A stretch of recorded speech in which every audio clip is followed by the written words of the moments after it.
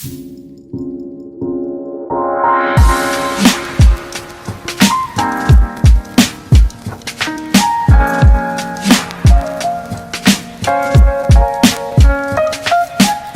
what up guys? This is Monkey Figure Reviews, and today we'll be discussing a pretty old figure. It is the Master Stars piece RORONOA ZORO by BANPRESTO.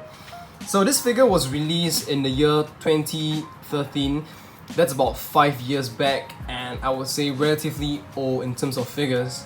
And at the point of its release, I would say it's probably one of the better Zoro figures, and possibly the best, because there weren't many choices back then. However, in the present day, it has been overtaken by a lot of better Zoro figures that have since been released and are currently in the market. I actually don't think you can get this figure that easily anymore unless it's secondhand, which is mine. It's secondhand. I got it from someone else. But one more thing, there's actually a second version. So the second version, I believe you can't have Zoro hold his swords in his hands, and also he's not wearing the bandana.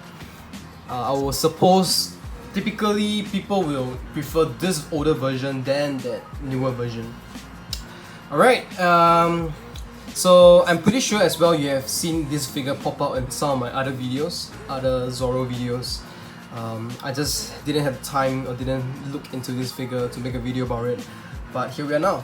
So let's take a quick look at the box first, and this is a pretty standard Master Stars piece box. We can see an image of Zoro right at the front, and at the back just some image of seas and the sky in monochrome. Alright, this is side view, different angle of Zoro. This is the other side. He looks really fierce, I would say, and this is the back. Okay, yep, and of course the Toei sticker to prove its authenticity. That's all for the box. Let me bring in the figure, and first of all I would just like to mention that this figure comes in several pieces.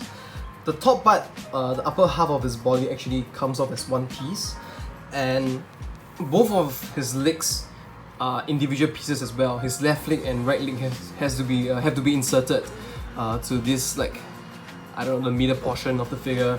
And of course there's this stand, and I would think it's very difficult for Zoro to stand up straight without that stand, because of how the weight of the figure is leaning towards this direction. And I think it's safer too, so I recommend anyone to put it on.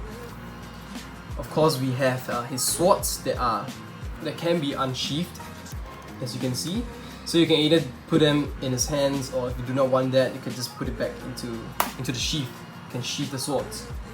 But I would say most people would definitely prefer him in this pose, getting ready to fight. It's pretty badass. Okay, and that is probably why this figure still kind of aged well, because the pose is pretty unique, you know, with his swords out. We don't really get that very often until possibly the best edition Zoro. Alright, now we're gonna take a quick look at some of the details on this figure. The face itself, I think back then it was actually pretty okay. If you look at it now, it is no longer kind of similar to Zoro. We got this weird eyeshadow around his right eye that is really thick. So not sure what they were planning with that. And you can see his muscles nicely sculpted, but pretty simple, not as crazy as, for example, the best edition Zoro. And the scar is kind of, you can actually it's kind of carved into the figure and then painted, and then we can see the rest of his outfit, the creases that they gave him. This is the back. Yeah, I think back then this was actually pretty dope, pretty badass. and since then, just that, figures are constantly being improved on. The sculpt is constantly being improved. It's really crazy. You can't really compare some of them nowadays. Alright, the sheath and the swords are all nicely created.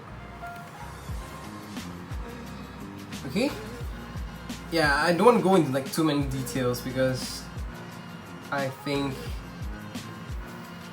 you can just see yourself all the colors. One nice thing I'll probably say is the ropes. They actually give it like kind of like similar to the Creator X Creator Zoro, like dirt or something on the bottom of his ropes. More realistic effect perhaps. And his shoes on the bottom are pretty ordinary, just black with a little bit of shading. Alright, so now I'm gonna bring out just some other figures so we can do a little bit of height comparison. Let's take a quick look at the height of Zoro first. It's around 25 cm and almost 10 inches. And of course, to his right, I actually have the Master Stars piece Mihawk to pair them up to give you a little bit of idea of how you could possibly display this figure. Alright, I just want to mention that the Master Stars piece series is actually on the same scale with the King of Artists, the Flag Diamond Ship, the Glitter and Glamours, and the Best Edition Ichiban Kuji series.